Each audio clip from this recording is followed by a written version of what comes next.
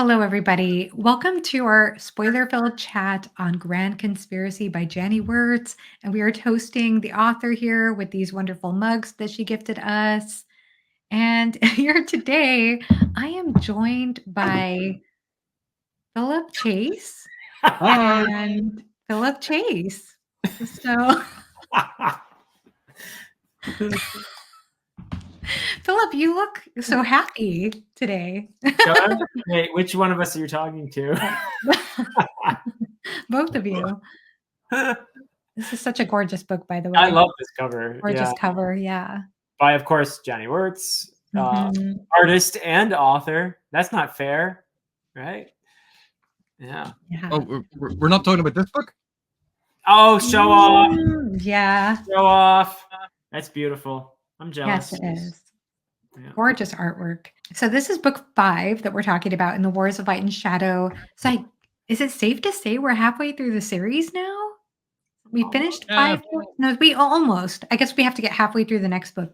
Actually, AP is halfway through the series right now. So yeah. And I will be picking up my pace because I want to get Song of the Mysteries read as soon as possible, which means I'm just going to read the next books. Nice. And then I'll double back so that we can have a conversation about them. And I will try not to let, future knowledge impact what we discuss. You're going to be like the Fellowship of the Seven, where you can see the future, but you're going to abide by the law of, what is it? The law of major balance? Major balance, and you're not going to let it affect the present. I will be bound by my honor and the compact that we have made. That's right. All right. So let's go ahead and start with some general thoughts about this book. Either one of you want to begin? Philip, you just finished the book this last week. What were your general impressions of this particular installment?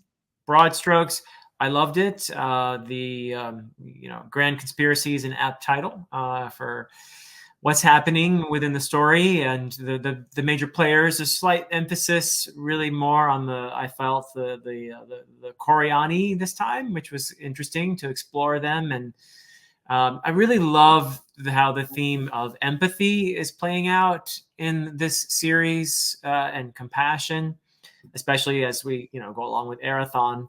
But I also felt like there were some really cool ecological aspects to this that just definitely resonated with me, and the idea of everything being connected was so beautifully put forward. There's a particular scene which might be my favorite scene in the series now, that has to do with ecology and forests and stuff like that, which I'm kind of a fan of. So I really loved that a lot. And just in terms of the intensity of this rivalry, which if you know anything at all about the series, that the two figures at the heart of it, Arathon and Lysair, are under this curse to essentially try to annihilate each other, and it keeps getting more intense with each volume. So just a really major win for me. I don't like to rank things or anything like that, but I keep feeling like every time I read another book in the series, like, oh, now this one's my favorite, So I really enjoyed Grand Conspiracy a lot. Yeah. Wonderful. And what about you, AP? Like Philip, again, I'm really enjoying the series. I really like these books. I will wax poetical about them, perhaps on my channel, and not waste our time on it. But like one of the things that really interests me about this book, given my particular predilections for structuralism, the structuring of this, it's almost like two different stories, because we have the first almost 2/3, and then the second part, which is there's a time skip, and then we get this whole sequence of events that is just explosive and brilliant, and there's a lot of tension, and it runs through. But even more than that, with this movement through time and what we're seeing, each volume seems to be hinting at greater and bigger and more universal and all-encompassing threats and stories. And what I've seen almost as a pattern is in each book, it deals with one thing, and then there's a hint about the next thing. And then we get on to the next book, and that hint is developed into something that is happening. And again, there'll be a major event that is being dealt with. But all of these breadcrumbs are being left to constantly elevate the series and broaden its aspect. And Wurts has done something fantastic with this, because each time it's not sort of digging down into layers, it's building up into a bigger picture. So I really enjoyed that. And in the non-spoiler bit, I'll probably go into like some of those different aspects that I really liked. But also the deepening awareness of Lysair and his capabilities, and our perception of him, and that negotiation between how the townspeople see him, how the nobles and the merchants see him, and how the new priesthood is reacting to him and their own sort of desire to do things. We're seeing how complicated that political picture is getting, and how Lysair is manipulating it for his own ends, for his own goals, for his grand design. But that has been absolutely fascinating. And then with Arathon, and again, as Philip pointed out about compassion and empathy, but the cost of that is exacted not only on him but on the people around him. And again, just to double down on something that Philip pointed out, the focus on Moriel in this and her plans and what the Corianthe were doing, that was something that each time Wurts promises, like, here's this thing, and but that wasn't focused on in this volume. It's like, in the next volume, yeah, that thing that you complained about, or you went, I wish there was more of that. She somehow knows what these things are that we're going to want. And that's why we have this fantastic look into an even deeper look into the inner workings of the Coriani. And their reason, Moriel's reason for doing these things, gets confirmed here, which had been hinted at before, but now we get to see why she is so driven. And I thought that was fascinating. Fantastic. Yes. There were so many things that I really appreciated about this story. By the way, I'm sorry if there's a little bit of an echo. I'm hearing a little bit of one, and I tried to fix it on my end. So unfortunately, that might be an issue. But what I'll say is that I never tire of the way that magic is used in this series, but also the depictions of nature, I think, are some of the most stunning descriptions of any nature I've read in fantasy. And I also found the relationships between characters grow more and more fascinating to me as well. We got introduced to several new characters in this particular installment, and each one of the new characters was interesting in their own way. So I think we're going to have a really fun discussion. And also another thing to mention, I guess spoiler free, is that this was actually, I'm stealing this insight from the fantasy thinker who mentioned this, but I think it's fascinating that in a book that's 5 books into the series, this large epic fantasy series, this particular installment, it has a complete story arc. You get a complete story in this installment. It doesn't feel like it ends just on a cliffhanger or begins out of nowhere. And at the same time, there are so many things in this particular story that are built upon from previous installments. So I really love the way things are building and opening in the series so far. From here, I guess we can go straight into spoilers. If anyone wants to mention anything else, I can't think of anything right now. I mean, that I know AP is doing some fantastic prose analysis videos on his channel, or has done so. So please check those out. But now we're going to go full into spoilers. So spoilers for book 5. And where shall we begin? I guess we can go ahead and begin with the first conspiracy. I guess there are a couple of different conspiracy storylines in this story. Yeah. So I guess the first one that comes to my mind is the one with Catrick and, is it Mern? I sometimes confuse names. That's right. Yeah. And their whole entire plot and how that gets how Erathon wants to intervene with that plot. So thoughts about that particular storyline? Yeah, I mean that's great stuff. Catrick is a very sympathetic character in the sense that he was forced into betraying Arathon, and Arathon knows this, so he doesn't hold it against him. Mhm. Whereas others who are sympathetic to Arathon think of Catrick as being just a horrible betrayer, and all of that. But I love how there's oftentimes what something that Janny Wurts does a lot and does it really well is there's a surface appearance to things, and then there's a deeper understanding of things. And oftentimes it's that surface appearance that gets everyone upset, that everyone reacts to. And then there are a few characters who understand what's going on really behind that. And Arathon is often that character who in this case, understands Catrick and why he had to do what he had no choice.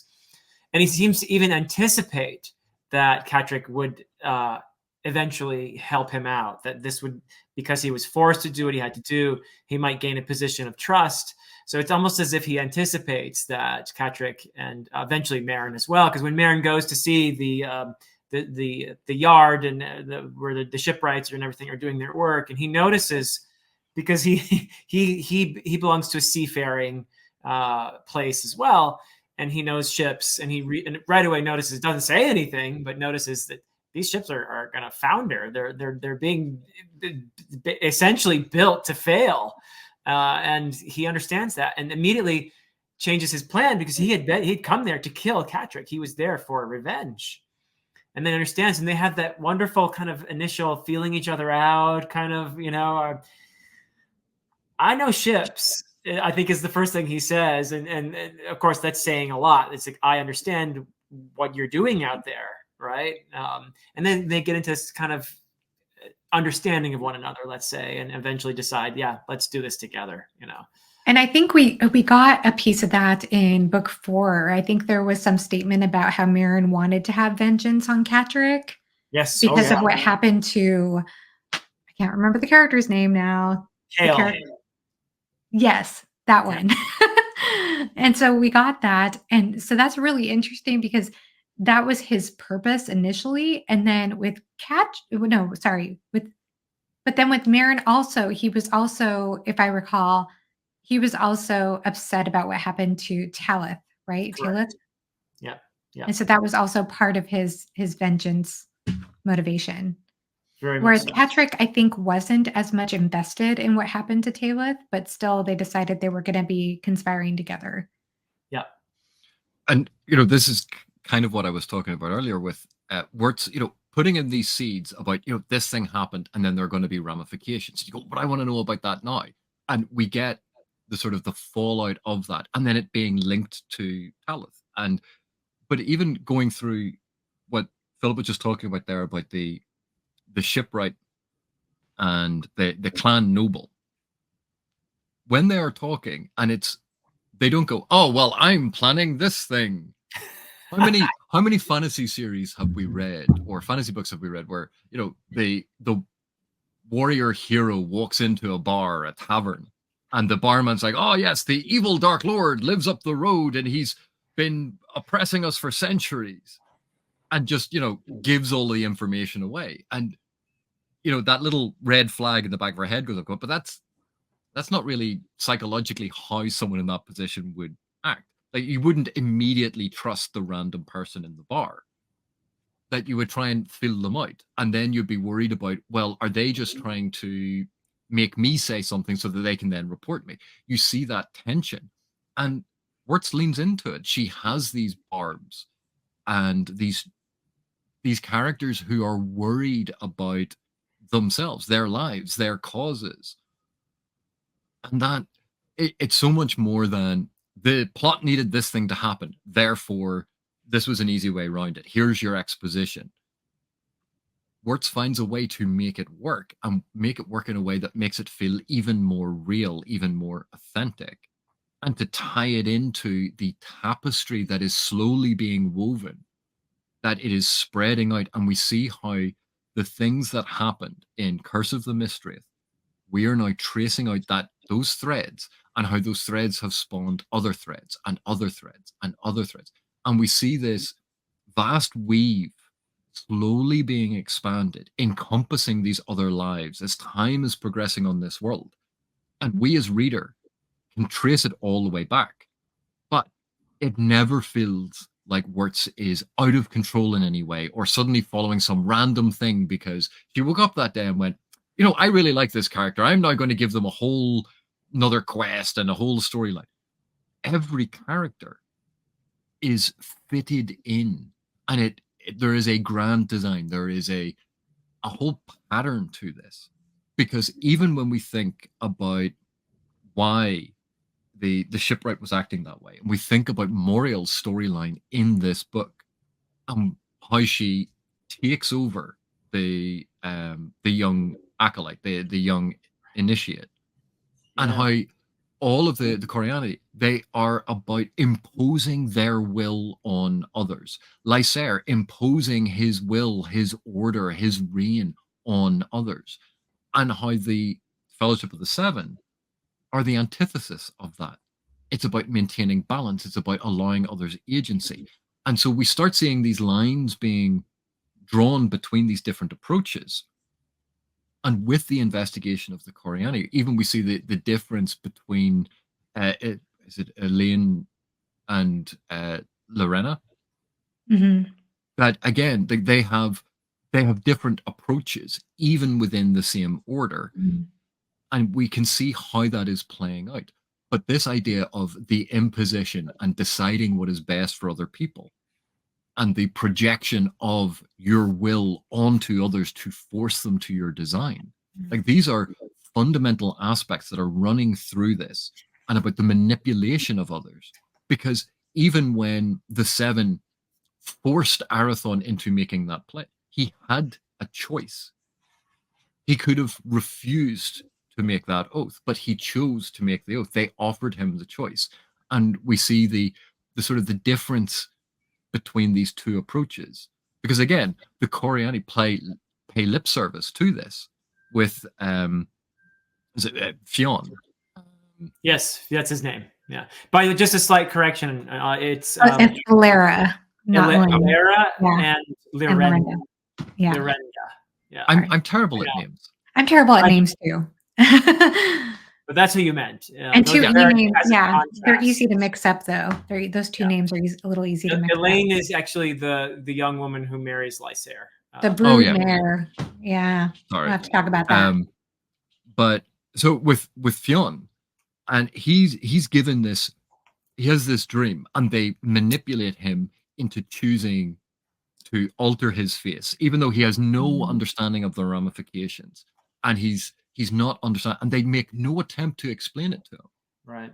And we see how that is, in some ways, it has a superficial level of similarity to what the Seven do. But when it comes to the actual intent behind it, it is so radically different. It's coming at it from a different perspective. Right. And so I love that contrast that is being made. But Moriel, despite what she does, she is doing it for such a good reason, as she sees it. An imperative reason. And again, she sees part of the picture. And from that, she is saying, we use humanity, we spanned the stars. We had these vast empires, advanced technology. That has been stolen from us by this compact, by these rules, by something that we didn't even choose. And we're forced into this barbarity because of the choice of the Seven. And she cannot move from that position. She cannot see it from a different direction. And so she feels absolutely justified in that action of disrupting the lanes, of wreaking havoc on the world. Because if she breaks the compact, then if the compact is broken, she believes they're going to get all that information back. They're going to have access to it again, and they can rejoin the stars. Right. And in some respects, you can understand that as a goal. That this is she's not some twisted evil creature going, oh, I just want to rule the world and be horrible to everyone. She has what she believes are humanity's best interests at heart. Right. Because she cannot accept that living in this way is in any way comparable or even better than the system they had before. And Yeah, because I think that for her, Arathon is simply a pawn. And the bigger goal is to defeat the Fellowship so that the compact with the Paravians can be null and void, as you said, so that technology can be restored to humanity, right? Because that agreement, and we know why the Fellowship of the Seven want to keep this, because they have witnessed the destruction that comes with advanced technology. They facilitated such destruction in some shape or form that we don't know exactly what, but it sounds like they were involved in the destruction of whole worlds, perhaps, before taking this role that they're currently in. So there are enough hints to show that they have some guilt over whatever it was that they did. And even one of them kind of disagreed with the others, and he's the one he's in a spirit form deep underground there, and the betrayer, Davian the betrayer. Davian. Yeah. And he's the most technological of them too, interestingly. And again, he was hinted at in the last book, and now we get more insight into him. Yeah. And so I am hoping that this is now like he was being hinted at, he's been introduced, and now we're going to go further with it, because he's a fascinating character. Particularly because he was absolutely absent for so much that we've read through now, but then gets hinted at, gets introduced, and we see that he's not imprisoned. He's self-imposed exile, but he's also watching everything. And that it's not that he's just sitting out, I've taken my ball and I've gone home because you guys won't let me play football the way that I want. He's not doing that. He's watching, evaluating, and there's clearly some plan that he has. And even then, the imagery with the eagle, whether it's him assuming a physical form, which I didn't know or think that the spirit forms could do, or whether it's an energy form, or if it's he's riding a physical eagle. But there's a connection made by between Davian and the eagle, who then is out in the world, and we realize he might have been far more active in the world than even the rest of the Fellowship know.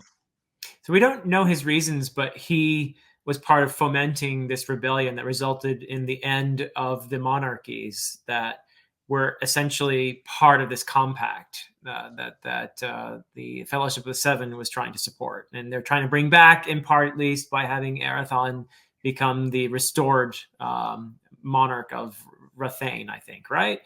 So Davian had something to do with the townspeople rising up against these noble classes. And of course, the remnants of that past hierarchy are the clanspeople, who are having to rough it out in the hills and the mountains and so forth. And they're trying to keep up the compact, right? I also think that there's a difference in philosophy. It's not just about the bloodlines, but also the attitude to living with the world, where the clansmen, even if the townspeople weren't against them, but they would still be living in harmony and balance with the natural world. The clanspeople live in harmony in nature, right? Whereas the townspeople are in towns. They're in more urban areas. So there's definitely an emphasis on that too. Yeah. Yeah. And I was also remembering, and I just looked up in the index, like that Davian is also part of that Black Rose prophecy as well. So his appearance is pretty significant for that. It says that the Black Rose prophecy made by Dakar, the Mad Prophet, in the Third Age at Althane Tower forecasts Davian, the betrayer's repentance and the reunification of the Fellowship of the Seven as tied to Arathon's voluntary resumption of Rathane's crown rule. There we go. Yeah. And again, like Wurts keeps adding in these additional threads. And it's not, if you can imagine trying to, if in book one, every single aspect of this had been laid out, all the different threads, it would have been overwhelming. You couldn't move between them. but it's just incrementally being built over this whole series. And I love the fact that in choosing a series this long, there is the space to tell a grand narrative. And yet, as you point out, like this one, there is a very self-contained, very satisfying story, very specifically within this volume. And yet it fits seamlessly with all of these expanding and things going elsewhere. Because, you know, one of the big threats that, and I know I'm going to mispronounce his name because I always mispronounce his name, Cardamon. Yes, Cardamom. Cardamom. Yeah. Cardamom. Cardamon. So Cardamom. the wraiths from the other planet, and where they had to build this whole thing, this whole shield to protect Aethera from it. But because the other fellowship had been worried about him, hadn't heard from him, they'd sent out a flare. And of course, he then comes back, he's being chased, but we've covered that in a previous book. Right. But because of Moriel's actions, there's, I think, about a sentence, maybe 2 sentences that mention that this energy is going to run and reactivate that magical flare again. Which you're going, there's an entire planet of wraiths there. That is not good. No, So yeah. suddenly there's this threat of these wraiths that we thought they were going to be protected. They'd woven this ward around the whole planet that Cardamon is easier to say. It That is. Cardamon had helped design and he was protecting. But in addition to that, we know the Grim wards are failing because of what Moriel had done. And so the freeing of the Drakes and we know how devastating that could be because we've already experienced that again in a previous book of going into the Drake dream, seeing how they reshape reality. They upset the balance through the nature of who they are.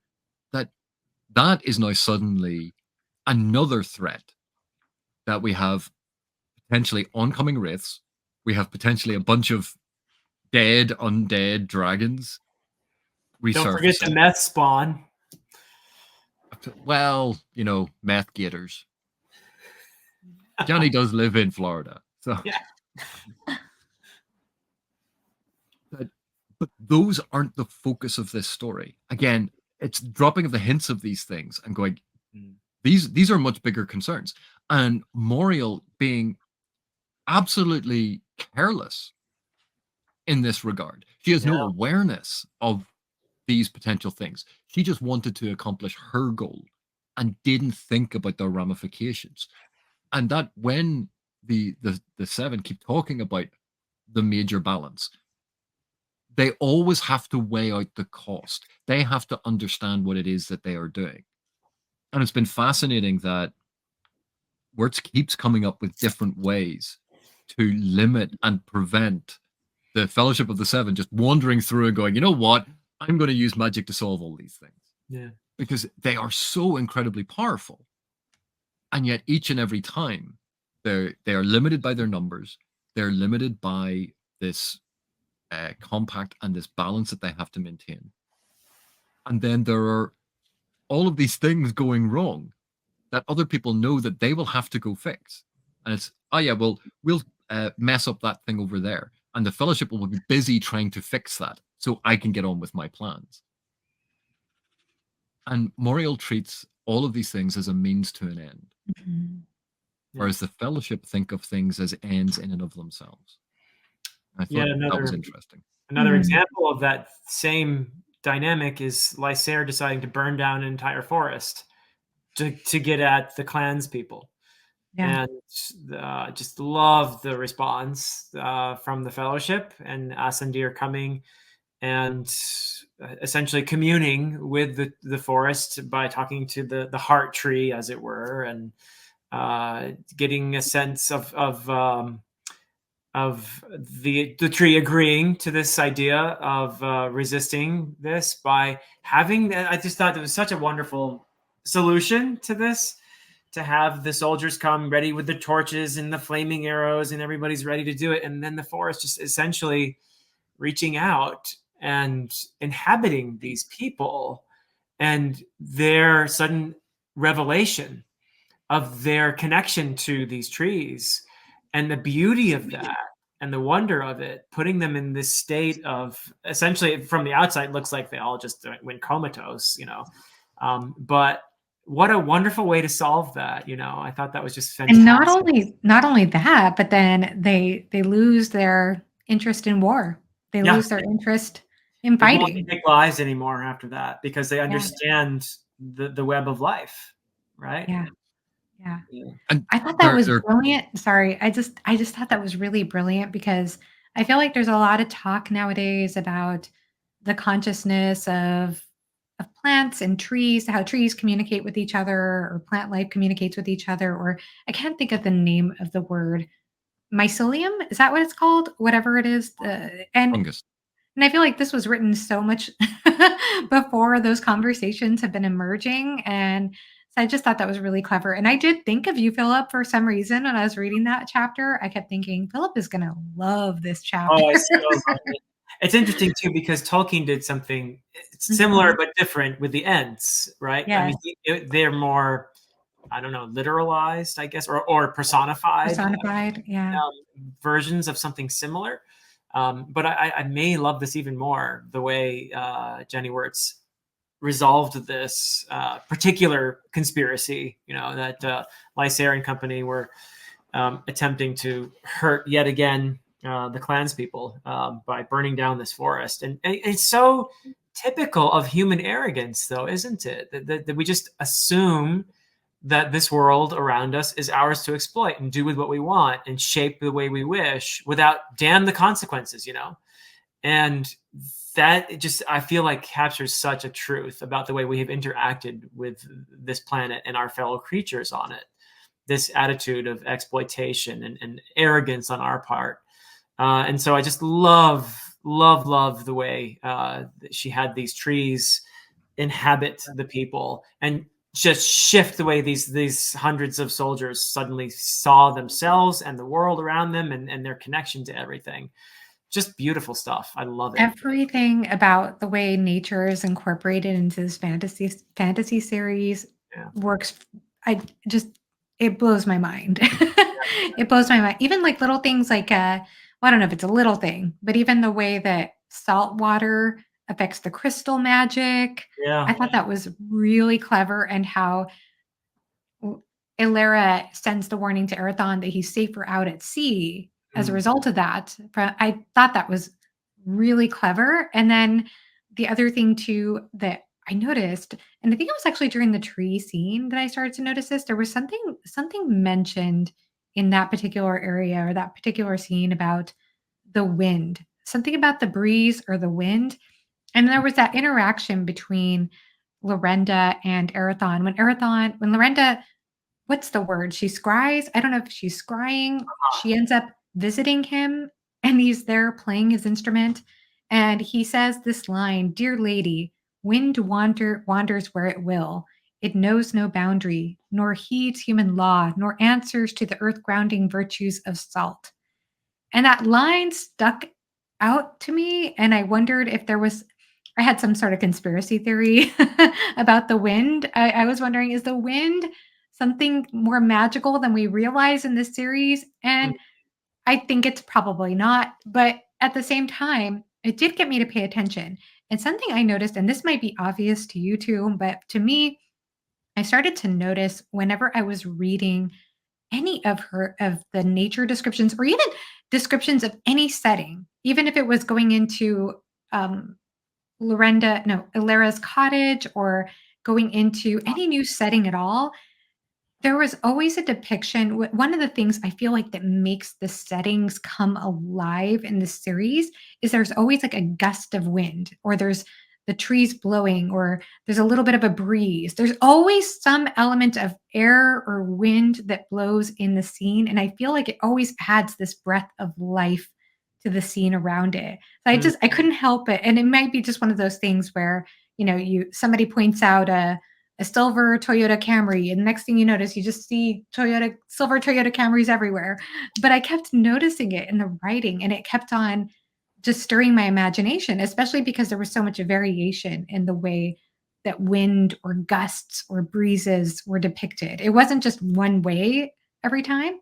It Mm. was always with some variation, but it always made me feel like the setting is alive. And it made me think back to the last book too, or maybe it was 2 books ago, when there was a discussion about still life versus animate life, and how Moriel was talking about how you can't breathe life into an inanimate object, whereas the fellowship believed that all life, all matter, all still matter was once conscious or once had life.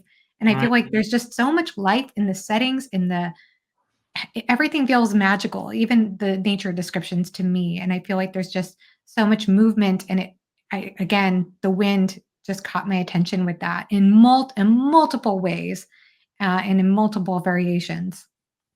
Yeah. Beautiful. Well, to return to a point Philip had just made there about the Tolkien-esque aspect of the forest coming alive, because of course, like one of the apocryphal stories was that Tolkien was dissatisfied with Macbeth, like Burnham Wood coming alive, and it was actually just the soldiers walking, holding a twig, and so the Ents and the Huron descending down to wipe out Saruman's army of orcs. That was a very martial aspect where if the wood is going to come alive, why would they come alive like humans?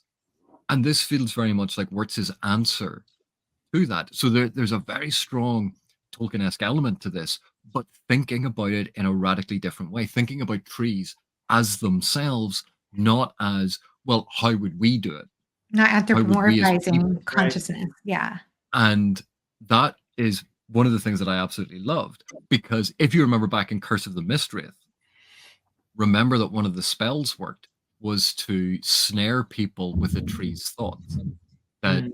and they fell asleep to that. They had that, they were connected to the tree's dream. We saw that back in Curse of the Mistwraith, and now we understand why that is so powerful, particularly when an entire wood is awakened. Yeah. And the danger that poses. This is not something you just, oh yeah, let's just do this. Again, it was a scary thing, and is even alluring to a fellowship sorcerer, because that peace, that tranquility, being able to sink down and feel the breath of the world, that Mm. breath of life that is the air. People talk about the Amazon being the lungs of the planet. That being connected in that way, the root system, the mycelium networks, the feeling of the trees rustling all across, that level of connection must be so alluring. And again, that allure of nature is, to me at least, connected to the allure that the Peruvians sort of exhibit and pose. That when we see it, they are the purest expression of this beauty, of this balance, of living in harmony. And because it is so pure, so beautiful, it's seductive and addictive, and that crushing sense when you have to come back into yourself after experiencing such beauty, that the world will even feel dimmer. And again, it's about that balance between these two things. And I love how this keeps coming up as an aspect. So something from Curse of the Mistwraith, that tree Mm. snare, we now see what happens when you weaponize it across a whole forest. And it's bringing the forest alive in terms of forest life, not bringing the forest alive in terms of what Tolkien did with the Ents and the Huron. That that I just thought it was so wonderful to see, because it is so easy to slip into just the anthropomorphization of something to make it into, but that's who we are. That's how we would do it. We would have the trees walking and having faces and talking that way. We're Mm. not thinking about it on the tree's terms. And of course, the fellowship think about everything on its terms, not on theirs, and extending that courtesy and extending that understanding. And, you know, Wirtz keeps layering this in. It's so wonderful seeing the foundations and aspects that were laid earlier being expanded consistently and coherently in a very cohesive pattern. Yeah, I love that as well. And I think that you're absolutely right about that, AP. It's something that we haven't seen. I think that's why it's so refreshing compared to, as much as I love the ends. I love the Ensign Tolkien, but it is nice to see consciousness take on a form that's not necessarily anthropomorphized. Yet it's also interesting the way language is still embedded in things. I was looking at one of the quotes I highlighted from that area, from that section of the book, and it says here, for there was language embedded in the dreaming awareness braided through the acres of live foliage. Words and syntax were tapped in the endless percussion of interlaced twigs. So, Mm. really interesting. I just love that, though. I don't know, it's fascinating. Mm. Well, one of the sorry, Philip. No, go ahead, AB. One of the fascinating things that I'd mentioned earlier that Wurts in the story keeps coming up with ways why the Fellowship can't just wander in and fix things. Right. But one of the things that she's been doing structurally that I really enjoy is there's this flow and sequence of time. It's happening chronologically, even when, and then we need sort of an update on what's happening elsewhere. So we have those little interludes that give us just enough to keep the story going in these different areas. But she also uses, absolutely shamelessly, as a way to get around this rule, foreshadowing, prescience, dream sequences, just to get around, because it has all of the appearance of a very linear, very chronological story. And then you realize how often she has played with the imposition of seeing far future events, seeing alternate events. Yes. The cover of the book is actually a dream sequence that what's his name?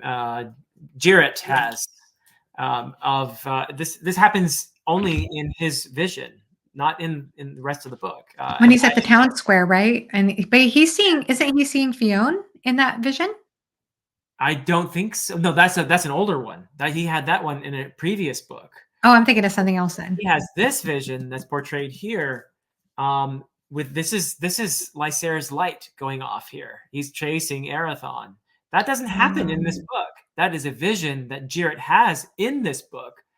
The previous vision that he had of Fionn, he didn't know it was Fionn. He thought it was Arathon about to be executed. That's a vision he had in a previous book. So you see how Janny Wurts is interlocking these books with the visions. That's clever. Yeah. Yeah. I loved how that played a part in this book, how that came together. That was so clever. That's neat. Oh, I've forgotten about that vision that you're talking about now, Philip. I'm going to have to look that up. It's pretty quick, but it's what gets him. There's a moment when he's running with one of his fellow scout, one of his people, a scout, and he starts has this vision. He goes boom, down. You're right, and this is what he sees, in that vision, and it makes. I think that's where he spots. Is that when he spots Davian's eagle as well at the end? Oh yeah. At the end of that. That's correct. Yeah. But and I think this is one of the things that Wurts does to demonstrate that she is in full control of this narrative, that it's not wandering where it shouldn't go, is that these are pieces that we see in earlier books that then explode onto the page in this book. And because we recognize that's the event from that thing, we realize how planned out this all is, even though it feels like a natural exploration of what is happening. Yeah. That there is clearly a plan, and we can trust in Wurts that she has seen this. Because there are some fantasy series that maybe have a reputation for wandering off or not being finished because all of the different character threads and points of view have gone in these different directions, and then the author may be wrestling with trying to get them to come to a point again. That feeling has never entered my mind in reading any of this, because everything feels so well connected.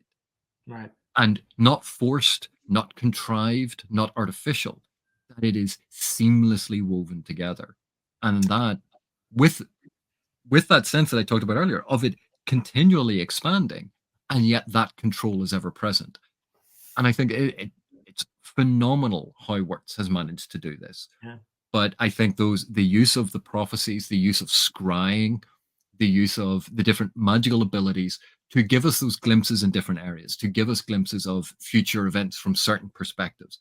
And then when we reach them, we have that feeling of connection to the earlier books, and that gives us that confidence and feeling of solidity Yeah. to the narrative. Mm. Another theme that Janny Wurts really skillfully weaves into this one, I think, and it's related to that idea I mentioned earlier of the difference between the superficial perception and a deeper understanding of what's really happening. And this is really a kind of a mob mentality that you see in a couple of very important points in here. So one, you see it with the back in Lysair's kingdom. You see it with they're terrified because the shadow master is coming, he's going to get us, and our fearless leader is gone, he's not here to protect us, and the mob is going crazy with all these portents in the sky and everything else. That's back in Tyson, and and Avenor, and then the people are about to mob the palace or whatever. And I love the development with Elaine. We need to talk about her, obviously, but also with Lysair's son, with Kevar, is it? Kevar, I think, right? I think so. Yeah, and how he finds his courage and goes out there and through compassion, interestingly, but carrying the little girl with him and saying, "Hey, where does anyone know where this little girl's parents are?" And bringing out the candles and all that. I thought that was just a brilliant scene, and we can talk about it at length. But I also thought really Wurts is exploring this idea of what happens when people get in a kind of a mob state, and the same thing is happening in Jalot. I mean, across the continent, when everybody's going nuts about the Shadow Masters here, and oh no, and there are portents everywhere, and they're going nuts, thinking they know what's happening, but they don't know what's happening. So the difference between the superficial impression and what's really happening on a deeper level is something that she's exploring again and again and again. This whole series is about how the story that everyone thinks is the truth is not the truth. And you see it on a miniature level at several points in here as well. So I just think it's brilliant how she explores that. Do you remember the film Men in Black with Tommy Lee Jones and Will Smith? Sure. Tommy Lee Jones has a line in that which is, "A person is smart, people are stupid." Yeah. And I still remember, I might have messed up the direct quotation, but like I still remember that sentiment to this day. And it was in a potentially a disposable Hollywood movie, and yet that's always stuck with me. And one of the things I loved about the contrast between Lysair and his son has that sense of justice. Yeah. He's inherited his father's sense of justice, but he doesn't have the inhuman religiosity that Lysair projects. And he goes out there and it feels far more vulnerable. It feels far more human. It feels far more compassionate. But it's just as calculating. Mm. He goes out there knowing he's going to manipulate these people. And he's not as good at it as Lysair is. But it seems that he has both that farsight, that political farsight that Lysair has about how to work these things out.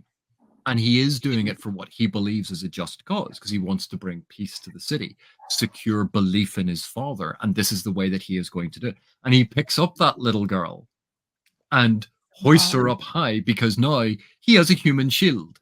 Yeah. That'd be one way of describing it. But there's an honesty to him, even though we know from what he says and what he is doing that he knows he's manipulating the people. Mm-hmm. Just because we think maybe them holding up the candles is a better idea than them rioting. Okay, fair enough. And we like him because he's a kid. He's a teenager.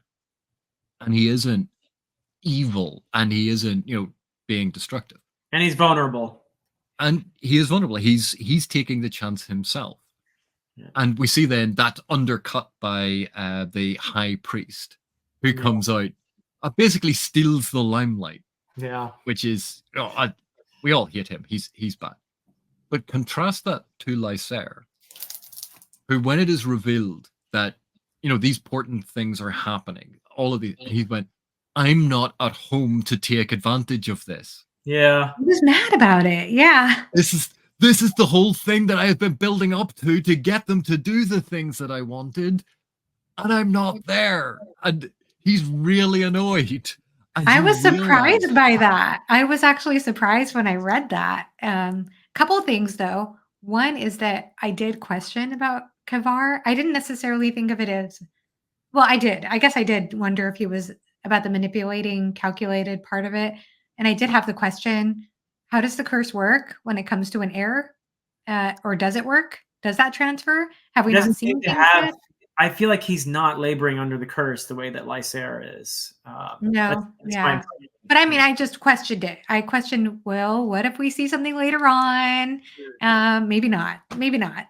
But yeah, it was also it was also symbolic to me that I didn't necessarily think human shield when he picked up the child, but I was thinking it was pretty symbolic for him to take this small child and give the child to her mother when he was separated. So Yes.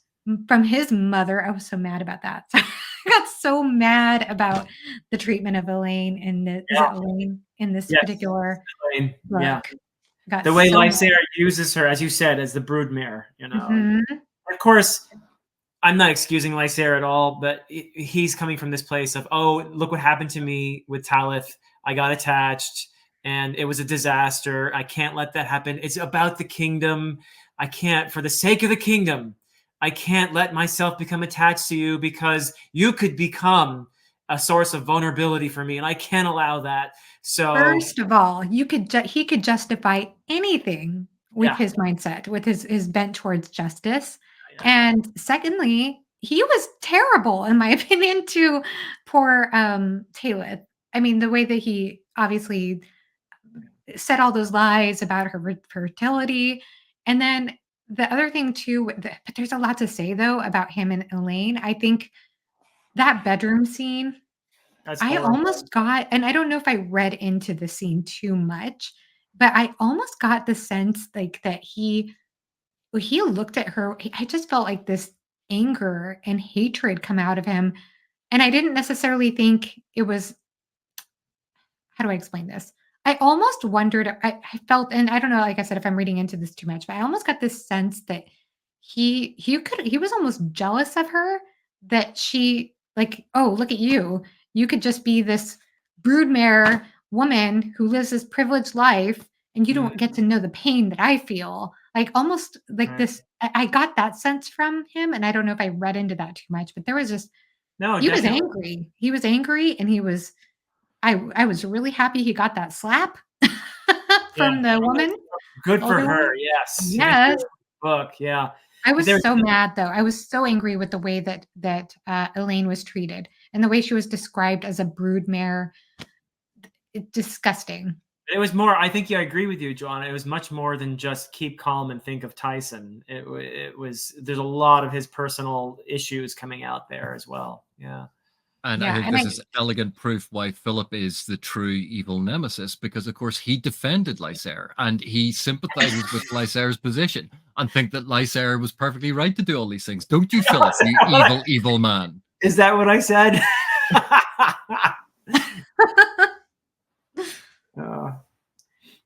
But again, I think this is something that we've been circling around, and we've touched on a couple of times when we talk about Lysair, when we talk about Moriel, that they are so convinced that their view of the world, their goal, their great plan is worth every other sacrifice. Right. And what they are doing is this great sacrifice for these things, even though, well, you didn't have to do it that way. No, but I did. I must. And this is the only way that this could be accomplished. They are so blinded by this one perception, this focus, this drive, and they cannot see alternatives and then lie to themselves that this must be the only way to do it. That, oh, well, I was forced into treating other people this way, Right. because, that's how it must be. But even when Lysair had said about, oh, no one shall be a slave in my kingdom, we had that great scene where he went to free all of the slaves. And then, what was it, like half an hour later, he's like, oh, by the way, like I've just signed this law so we can have slaves to row the galley ships because that's Right. necessary. But, that wasn't public. in public, he was, all, and will blame other people. Yeah. I love how Lysair has this. We can see the danger of not only worshipping the idea of a person, that Lysair has set up a projection of this inhuman divine figure in order to be worshipped, in order to have control, but hasn't realized that this has actually chained him in a number of regards. Right. And that he is becoming more and more like that figure that he projected. He is being driven to that by himself. Like he was the one that went against the Seven, and he had the chance in Ath's temple to reject this behavior, and he doubled down on it. When he was judged by the Seven, he could have repented. He didn't. He doubled down on it. And we know he is being influenced by the curse. And we feel so sorry for Arathon when we know the curse is affecting him. We forgive Arathon, and yet we are so dead set against forgiving Lysair. Wait. Now, who's sympathizing with the bad guy? You are, because you're evil. Lysair is constantly under the curse's influence, whereas Arathon at least has respite. Right.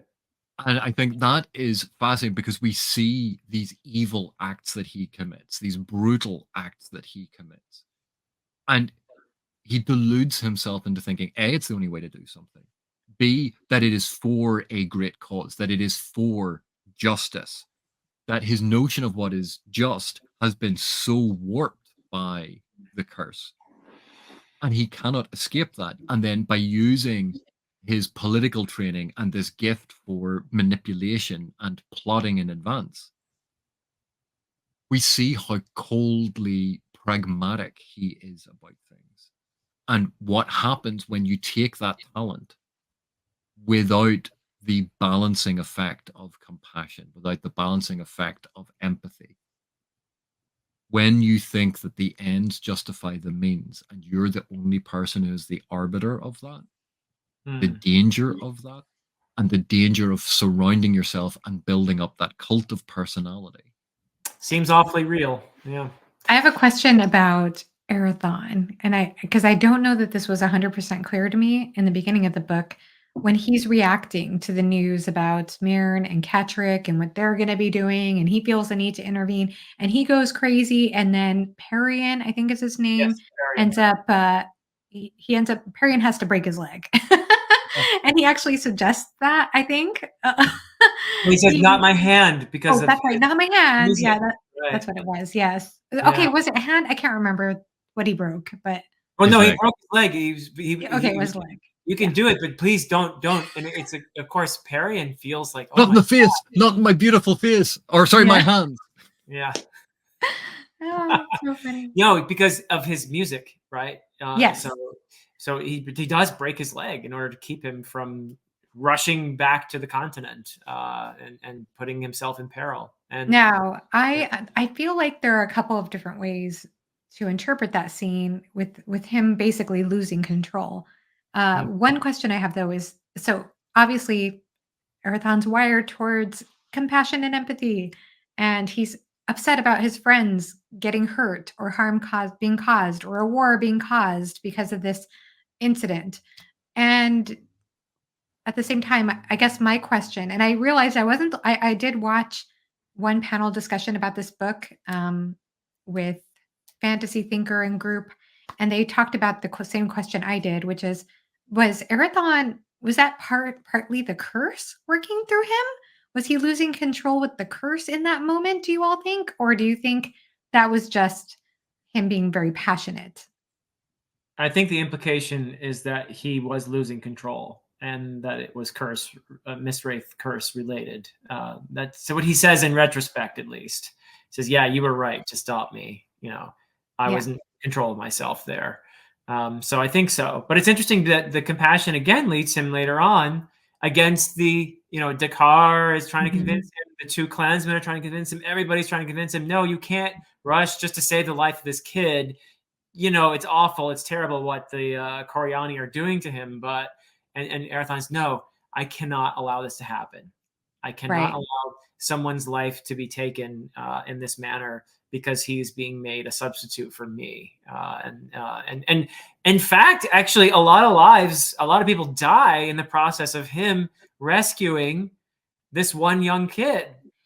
And there's an argument there. Okay, yeah, you could say well, most of them were soldiers. Were there innocent civilians who were caught up in this? Maybe they were part of the mob. Were they guilty? Therefore, it's a complex question, I think, about the Yeah, whole but they're all from morality. Jalat, and therefore they're all scumbags. Okay. But I think there's a principle for Arathon. It was because they were trying to do this as a means to get at him that it became personal in a way for him. And he had no choice but to rescue this kid because of that. And even though other lives, unfortunately, were lost in the process of him rescuing Fionn in the end, he wouldn't have wanted that, but that's a different matter in a sense than him being sacrificed as part of a scheme to get at him. So I love the exploration of morality in here because I don't think it's easy. I don't think it's simple here at all. No, and I love this question too because I I've been trying to understand the exact interpretation of compassion in this series because I think compassion is I know I've mentioned this to you before, but I think compassion is far more complex than we give it credit for. I think sometimes we make blanket statements in our society of like, oh, just have compassion. Like it's the easiest thing in the world, and it is so hard. And something that stuck with me actually, it didn't stick with me. I just happened to note it, and I looked back on an old note that I did last year when I was reading Ships of Merrier. But I wrote something, and I don't know if I took this directly from the text, but I imagine I did. So I hope I did. But it was something along the lines of compassion requiring awareness and control. Uh-huh. And I thought that was a really interesting perspective of compassion, that compassion, because we talk often about compassion requiring empathy, but this component of awareness and this component of control came back in my mind, especially as I was reading about Erathon losing control, that's obviously going to work. How does that work with compassion? It's a fascinating question. It makes it more complex in that way to me. And But so anyhow, I wanted to ask, that's why I wanted to ask that question. well, I think part of it is about how the curse is affecting them. Because remember, we were told that the curse has essentially wound its way through their gifts. And Yeah. that's why the self-righteous justice of Lysair is Right. so overwhelming. It's the Mm. same with Arathon's compassion. It is now exaggerated to such an extent that it can overwhelm. Because like, thinking of Theon, yes, technically he is one of Arathon's subjects. Yeah, but so are a whole lot of other people. And if Fionn had been executed, at least for a while, everyone would assume he was dead, apart from Lysair. Right. Mhm. So, if you were treating Fionn as a means to an end, exactly the same way that the Corianthe do, then you would go, yeah, well, just sacrifice his life. What is one shepherd who Right. the fate of the world, the fate of the kingdoms, for the Black Rose prophecy, for everything that is going on in Athera? What is one person's life? But he was an innocent, and he is an innocent subject. And the reason he is put in this position is because he looks like Arathon. Arathon is responsible for the predicament of this boy.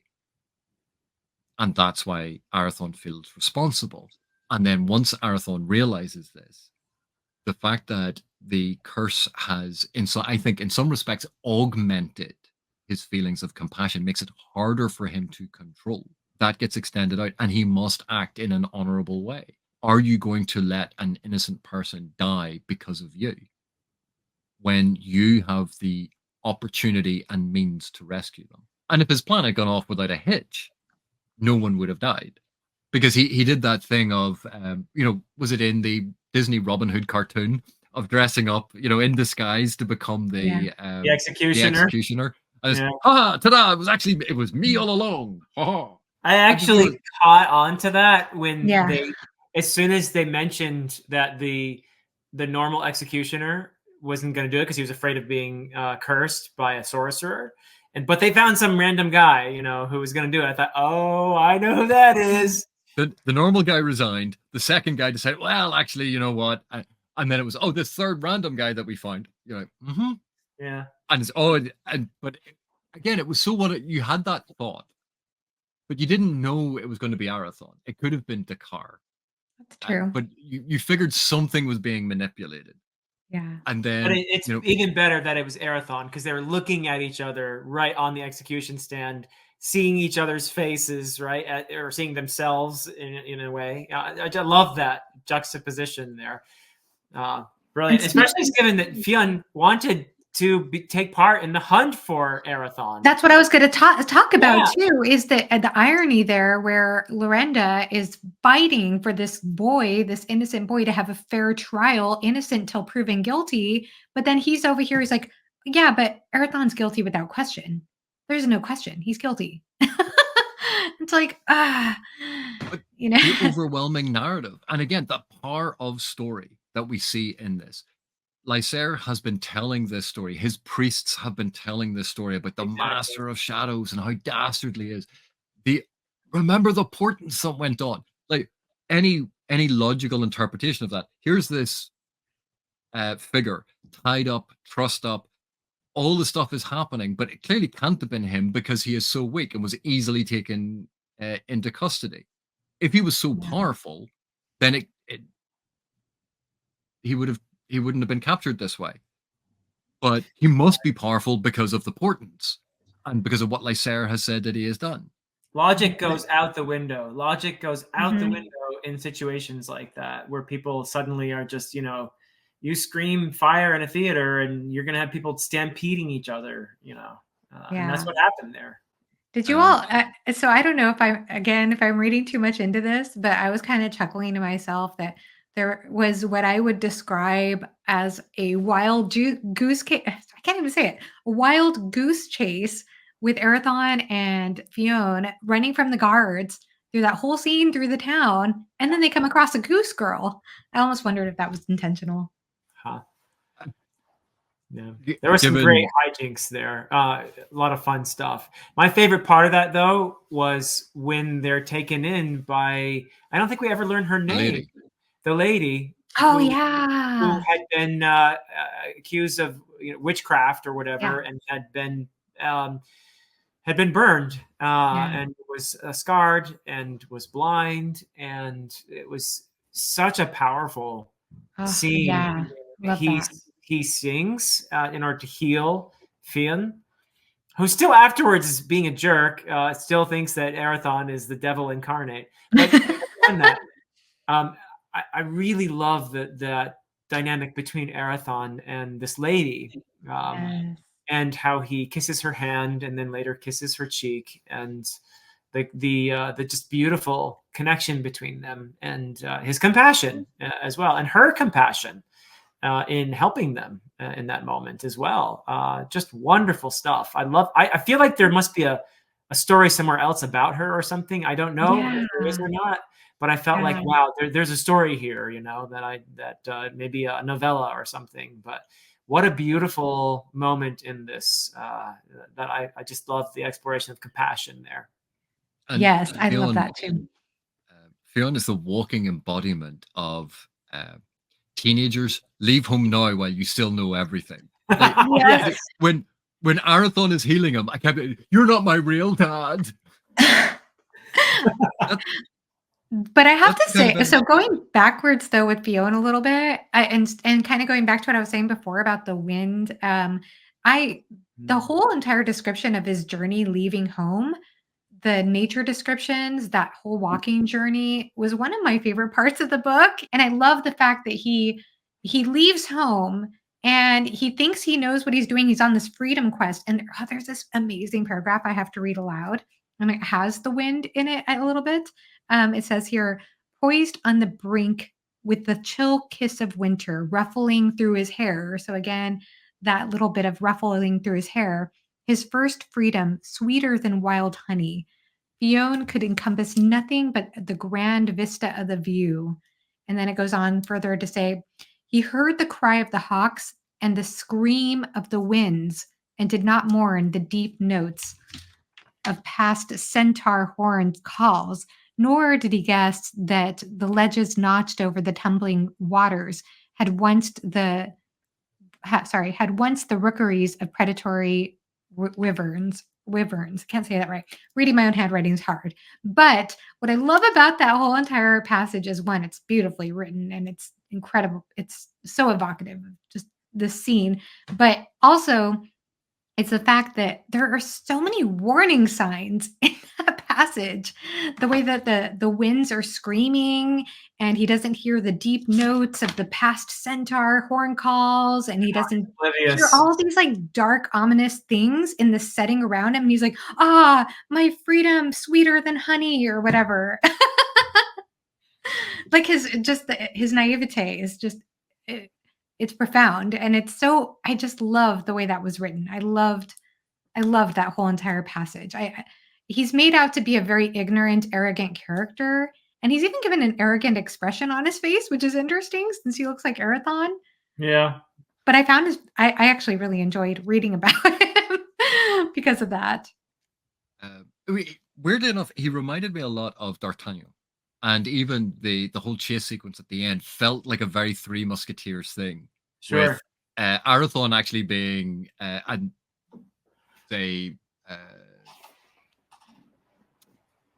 Arathon being which one? Not Athos, and Dakar playing Planchet. Uh-huh. But you know, it had that sort of feel because Fionn is absolutely like wanders into town thinking, I have this great destiny, I am a great swordsman. You're like, you're at the start of your journey.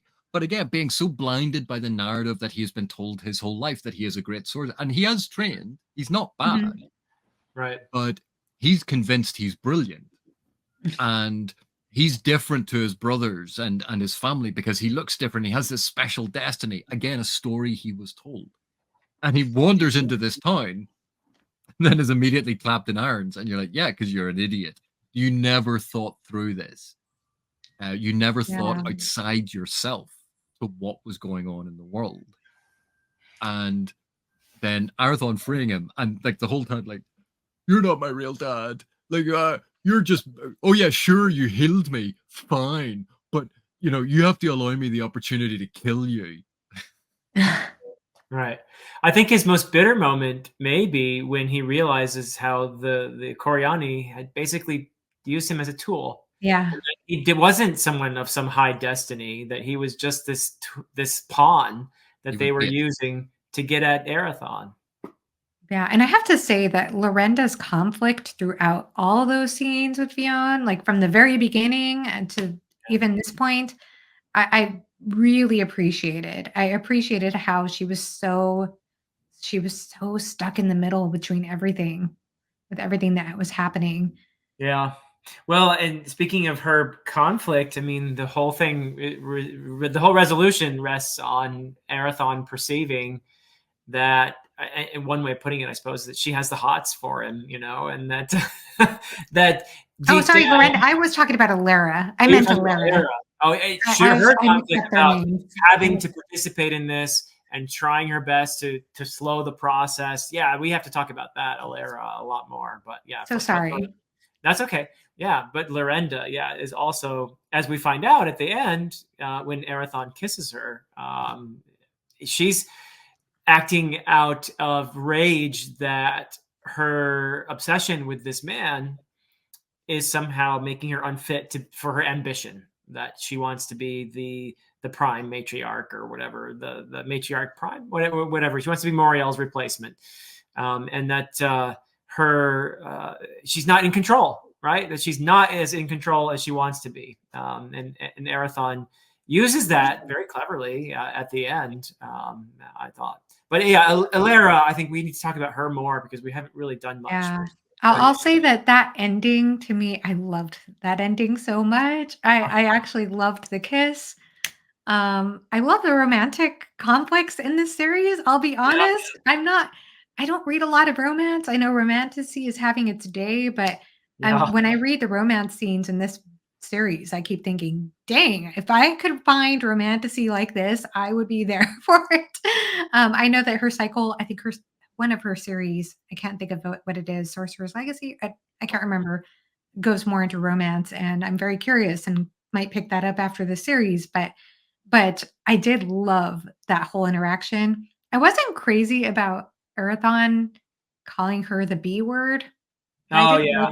I didn't like Oh yeah, that because he should have been personally. far more respectful about the woman who manipulated the young boy into becoming bait to kill him, destroy the Seven, and doom the entire planet. He should have been much nicer to her about the fact that I'm not he has saying he should have treated the been. woman he loves with absolute contempt and horror and basically enslaved. You know, I'm not arguing with that. I just don't like the word. I just don't Yeah. like a gendered word, expletive, personally. That's just a Right. personal choice. If you had called her, I don't know. It I don't seems a know. little out of character. I will It admit did. that Yeah. I'm using that word, but well, one of the things that I find fascinating about that ending, so many times in epic fantasy, the ending comes down to a fight, a physical fight, a mage fight, a battle, a war. And in this one, a kiss. it came down to that kiss. And it I was very love much, Judas's kiss to Jesus Christ. That the Yeah. power and the significance of it far outweighs the act itself. And again, he's doing this in full view of the woman he loves and Yeah. who loves him, that she is standing there helpless. But And she knows. She understands. she understands, but it's not easy. Right. And the other thing that I find absolutely fascinating about this is Lorenda's feelings for Arathon are all because he looked at the image, the projection, the complete picture that Alara had created. So Correct. it's not even, they're not even her own personal feelings. Yeah. She copied them from someone It's else, true. and Which they is have why formed. she hates Ilera, because she knows that Ilera actually is the object of Arathon's love. I think she has a very, like, her relationship with Ilera is very nasty because she understands there's jealousy at the heart of that too, really. And their different social positions that they came from, which obviously Yes. being part of the sisterhood they have completely outgrown and don't impact them in any way. And she is doing all of this so that she can become the successor to the Prime, and she doesn't even realize at this moment in time that time has passed. Yeah. And it's a tragedy all around. There's so many of those tragic romance elements to this I whole love thing it. that I thought it was so wonderfully done, and it was so nice to see a completely different style of resolution to this big conflict, to this big action sequence, to this breathless running and the evading of all of these guards, that it came down to this very quiet, very personal moment, and how devastating that is. And I thought it was brilliant. Yes. I thought so too. I loved the ending. I actually went back and reread it later on because I loved the ending that much. I thought the tension in that scene was so well done. All the understanding, all of the unsaid things between the characters. Yeah, Yeah. I love that actually about you were mentioning that at the beginning of the discussion too. That's when you were talking at the beginning of the discussion, AP, about trying to remember which 2 characters we were talking about who were intersecting, and oh, yeah, about Mern and Catrick, and how Uh-huh. there was some tension initially between, it wasn't just an easygoing conspiracy plan, and I appreciate that about a lot of the pairings of characters in this particular book.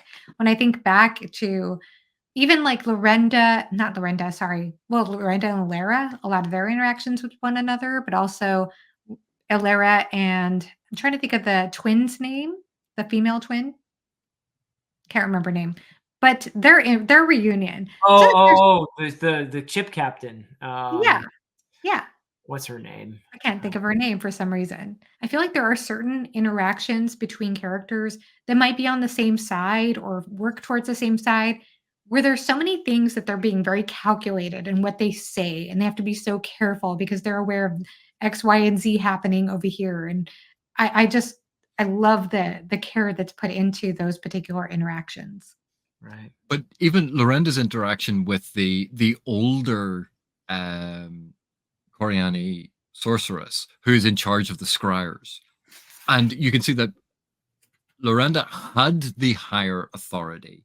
This is her mission that she has organized, but she's no longer in that position. But she is, giving the orders.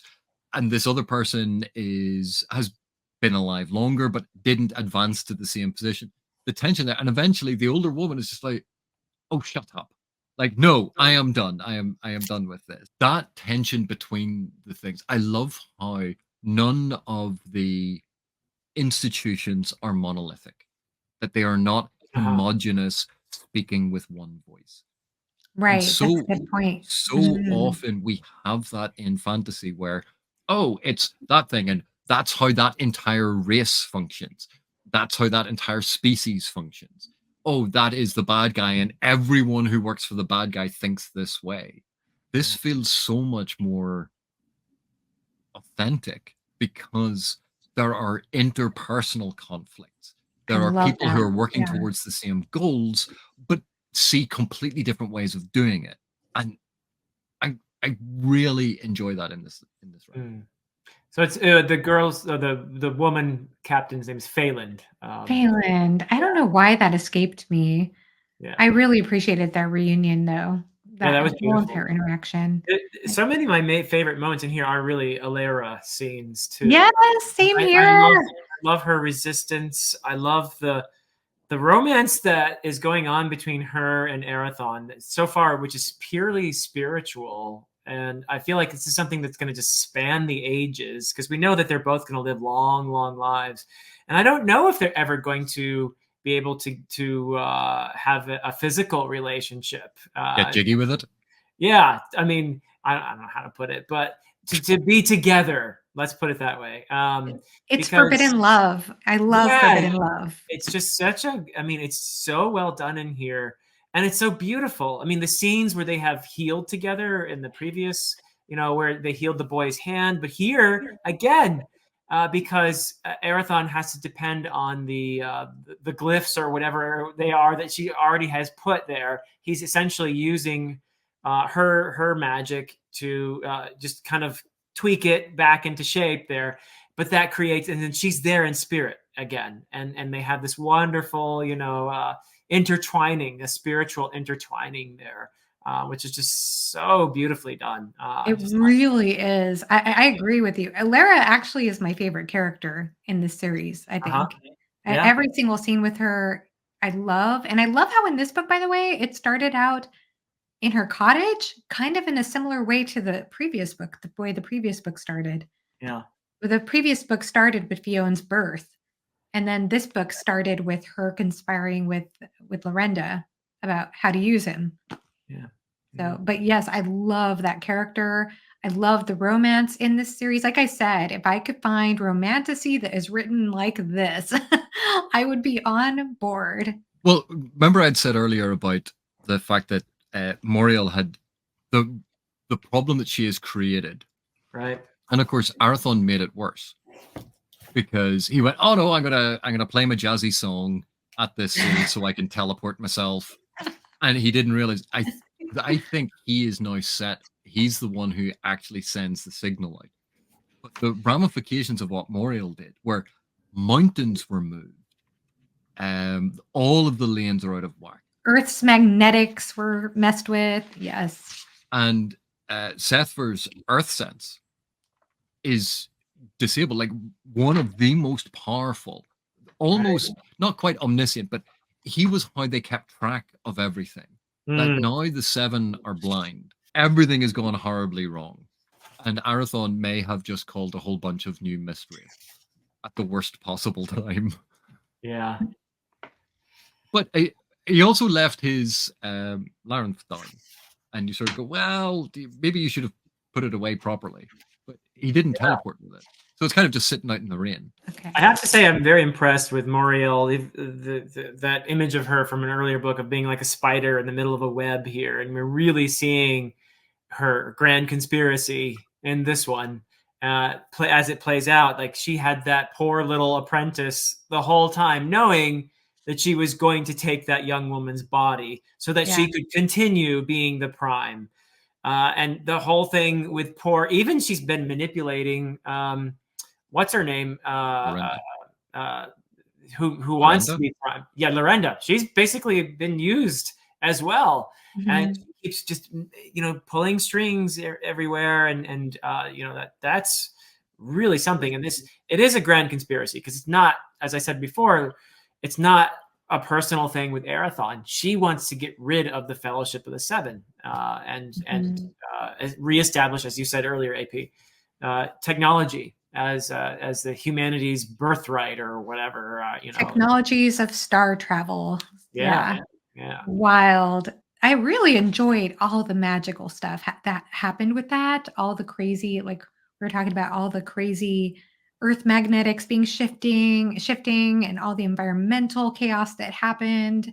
Um, and also, another magical thing to talk about with this particular book, by the way, are those walls that are being built. The yeah, walls that the Alliance of Light are building, and the way that they're manipulating the network of information and the flow of magic or information, and the Fellowship trying to get around that by talking to the Earth Elemental. That was pretty interesting.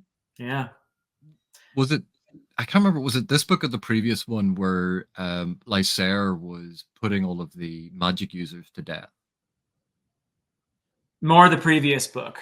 Yeah. And here we're seeing how they actually also have been essentially coercing magic users. We haven't seen it firsthand so much, but we've been hearing about how they are coercing them into becoming like a network of like a sort of a telegraph system, I guess, that they're going to Yeah, that have. sounds And right. Mhm. and the fact that they've been using the sort of the draconic skulls and relics to hide their conversations from Sethver's sight, from Yeah, Seth's sight, yeah, yeah, and this darkness that has worked into the very heart of the priesthood of the light. The irony of that, yeah, that Mhm. it's there's so many things happening with these different aspects of magic, and like one of the things about um this this particular book, we are again getting more insight into the relationship between Ath's Brotherhood and the Seven. yeah. That they don't have exactly the same approach, but they respect each other. They know that they're working toward common goals to look after everyone and to maintain the balance. And it's Moriel is the one that's out of sync. Mm, Mm. And it can't always have been that way because we knew that their mission was to look after and protect right, humanity. right. And it seems that it's just been more and more corrupted under Moriel, or at least over time, because we get told that about the main crystal that they use, Mhm. that it has never been cleansed properly, that it is twisted and Right. brutal and cruel, and therefore they have had to change. And it's a two-way street. This communication, it is shaping them just as they are shaping it. It's about So the whole grasping onto power too, though, isn't it? Like I know best, so therefore I'm the only one fit to wield this power, and that justifies me taking this other poor young woman's body and continuing my reign of power in a Mhm. really sneaky, nasty way. So yeah, it's she's really and again coming from a place where she believes she's doing the right thing. I do feel badly though for any of the horses that the Fellowship of the Seven use, because every time we meet one of them, the horse is basically blown, that it's been dragged to hell and back because there was an emergency. Ah, Yeah. Asandir's just ridden them half to death. He's like, "Oh, I feel terrible about this. Give it some oats." Yeah. yeah. Oh, did we even talk about Ascendir and his compassion scene with Moriel? That was Oh, such so a brilliant. Yeah, understanding where she's coming from. Yeah. yeah. Yeah, and he was really empathizing with her with some of his own feelings, like realizing he's felt the same way or been through something similar, Well, but that goes back to him and the others being responsible for the destruction at one point, and ah, seeing him, his former self, in Moriel and her arrogance, and thinking, "Yep, that was me." yeah. So yeah, and it's fascinating too because at the same time, he later says to Sethfir, "Now we have the justification to go after her. But Sethir realizes already, actually, she's going to be in that other body, and therefore we're not going to be able to go after her after all. I don't think I'll tell him yet, though. Yeah. And again, building in all of these different reasons why the Seven can't just wave their hands and fix it. And there are reasons that hold up under scrutiny. It's not just a temporary fix, or like they do in Star Trek, where it's there's an ion field, and therefore this thing doesn't work. There's no technobabble about this. It's consistently built in that the Seven have limitations, and these are people who are exploiting. Yeah, it was interesting to see their conflict and how their hands are tied up. Even though there are several of them, there's so much that they have to be watching on all fronts at all times, and it just feels out of hand for them. I think at one point they're even asked for help, aren't they? Somebody asked them for help, and they were like, "We can't help you out. Like we're limited." Whereas Moriel / Celody, because that's who she's going by now, she doesn't care about the repercussions. She doesn't care. In fact, she's happy to cause havoc in order to bring about her goals. So, but again, we saw that in a previous book where they had messed with was it something on an island or so? They had done that whole thing as a distraction to the Seven so that they could try and launch a plan. Yeah. And that was on a much smaller scale. So again, we get the like with the wood, we have been shown it before as to introduce the concept, and then we see the concept play out on a much bigger scale, which is what is making my mind spin about the things with the Grimwards and what we have seen about the Drakes. That was introducing concepts. Where is Wurts going to be going with this? With the Arathon basically beaming a "Hello, we're all alive on this planet and we're really, really tasty" to the Wraiths, and they're going to follow that down.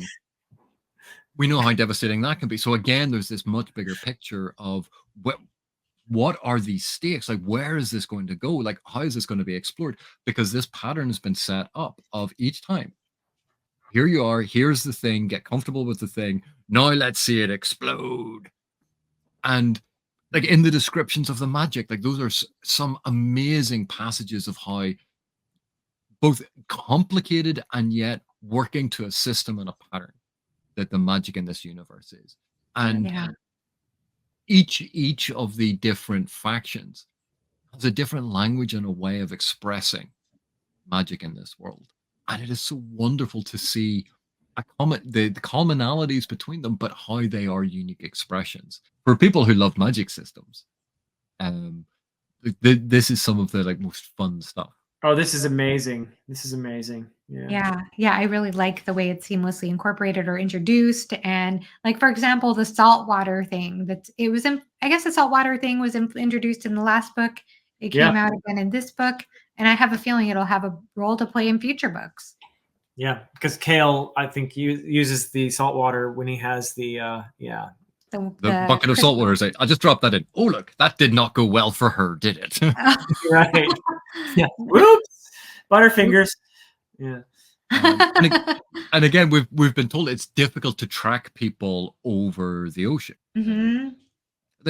So there are all of these rules that are slowly being exposed and explored, and the nuance to them. But I think the things that I'm most excited about for the later books, more Davian. I want to know more about Davian as a character. I am absolutely fascinated because there's clearly a lot more going on. He's been spying on the world. He hasn't just been sitting on his butt doing nothing. I think also there's a thing about curmudgeonly hermits there for you, AP. I hate you.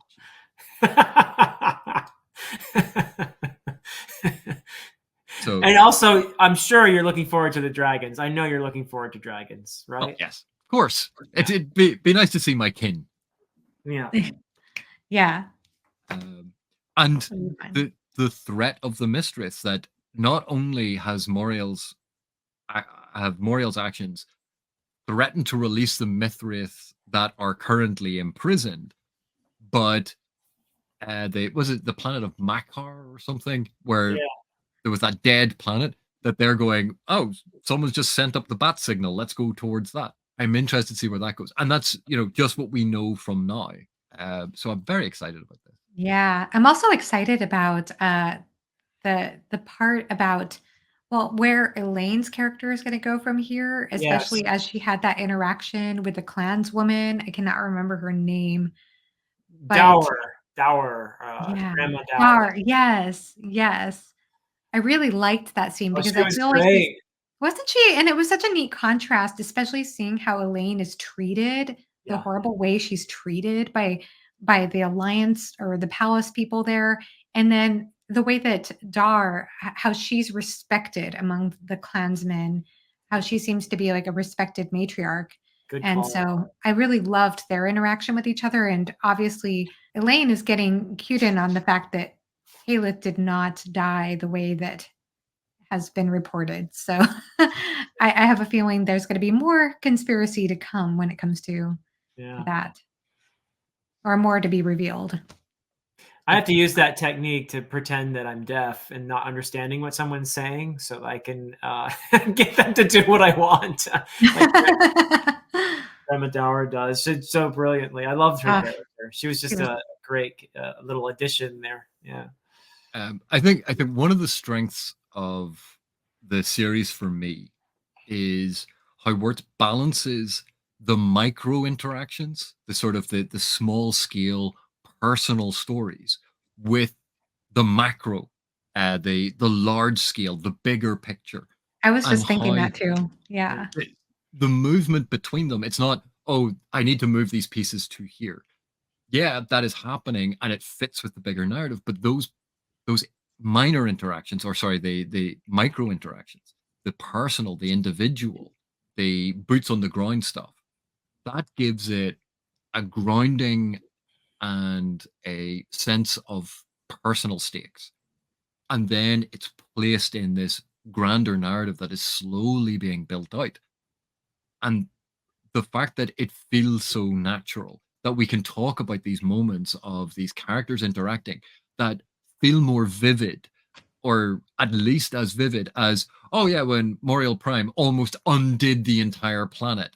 That whole sequence that was a stunning, epic, visual, huge. Yeah. And yeah, but that scene where Arathorn kisses Lorenda. Oh yeah, but that was like really intense.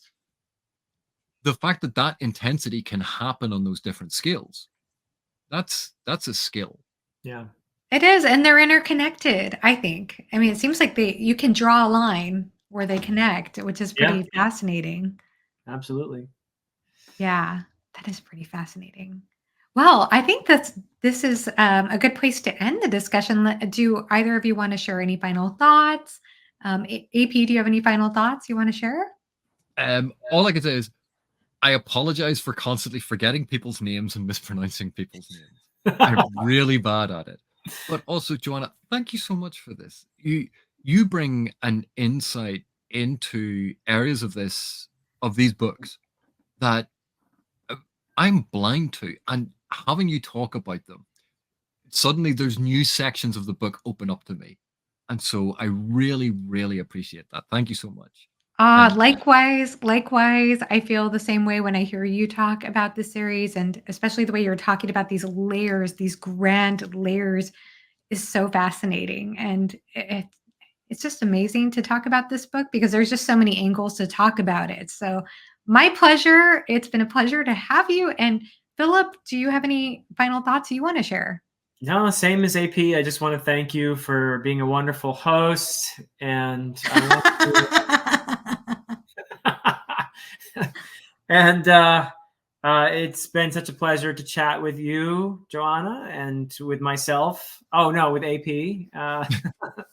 And yeah, just a great time. I had a grand time talking about grand conspiracy. So Yay. thank you so much. And also, wow, brilliant, another brilliant book. And this series just keeps getting better and better and bigger and bigger.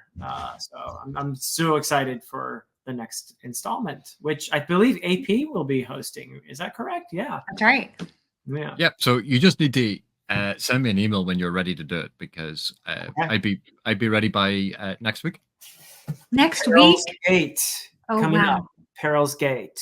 This one's bigger. This one looks thicker. So It's There only is about no way I will be ready to read to talk about that next week, but 16 hours to read. All right. Well, thank you all. And Philip, thank you too. I love your insights as well. As always, it was wonderful to hear your thoughts and insights. And I had a wonderful time on this discussion. So we look forward to hearing from you all in the comment section below. Of course, if you've watched this far, I imagined you're also reading the series alongside us or past us. Please make sure to be mindful of spoilers and make sure, of course, if you're not subscribed, both AP's channel, A Critical Dragon, and Philip Chase Best of Fantasy will be in the description below. Thank you so much and have a great rest of your day. Bye.